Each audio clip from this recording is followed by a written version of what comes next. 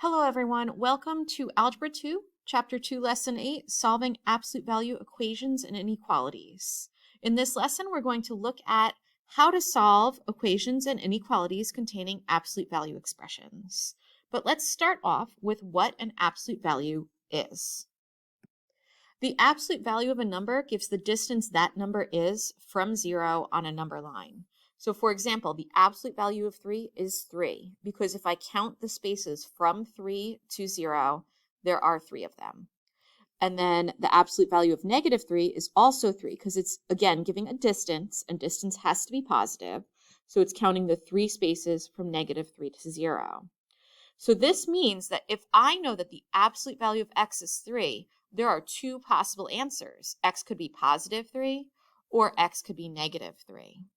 So we're going to hold on to that bit of information while we look at the process used in order to solve equations and inequalities with absolute value symbols. Let's start by looking at the method to solve them. When we solve absolute value equations and inequalities, you want to start by getting the absolute value expression alone on one side of the equal sign or one side of the inequality. Then in step 2, you're going to rewrite this expression, because remember, as we just said, the answer to an absolute value equation is going to be two possibilities. The same thing is going to be true with an inequality. We're going to have two possible ranges of values. So we have to rewrite it as a compound inequality or an equation with two possible answers. So we're going to do that using these ways to interpret, which I'm going to talk about in a minute.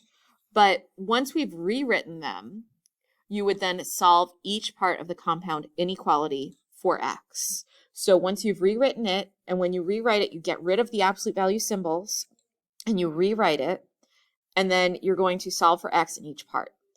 Now, the ways to rewrite them, if you have an equal sign, you're going to write an or in between your two possible answers.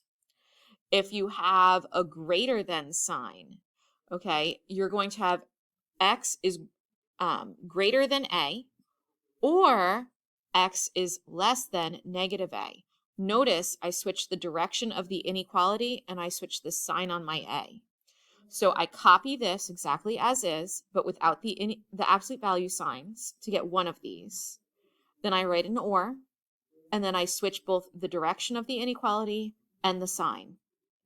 Now, to help me remember that this is an or that I need in between, it helps to think that it means greater than.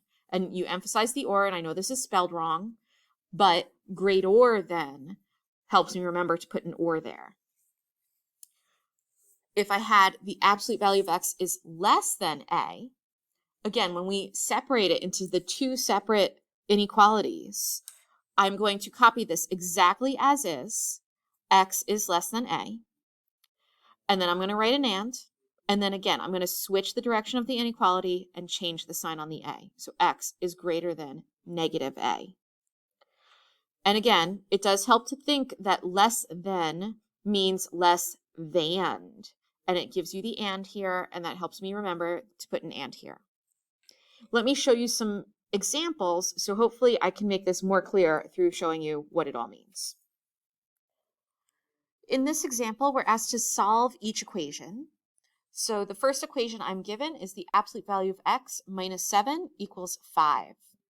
Step 1 is to make sure that the absolute value part is alone. And in this particular case, it is. So I don't need to do anything for step 1. Step 2 says to split it into two separate equations. So when I do that, I would get x minus 7 equals 5. And then I'd write or x minus 7 equals -5. Then I would get the x alone in both of these. So I would add 7 to get x equals 12. And then I would add 7 here to get x equals -2.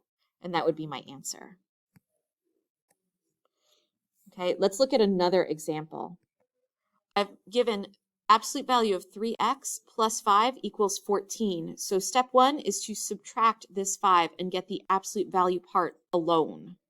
So anything inside the absolute values can stay. It's the fact that I have this plus 5 on the outside. When I deal with that, I have to subtract the 5 and then I'll get 9 here. So now my absolute value expression is alone, so I'm free to divide it into 2 separate equations. For those 2 equations, I have 3x equals 9, and then I write an or because this is an equal sign, and then 3x equals negative 9. Notice I switched the sign on that. So it was 9, now it's negative 9. Now the last step is to finish getting x alone. So I would divide in both of these equations by 3. When I divide by 3, I get x equals 3 or x equals negative 3. So that's it for this video. Make sure you watch my second video about absolute value inequalities because there's a lot that comes up with that you don't see in the absolute value equations.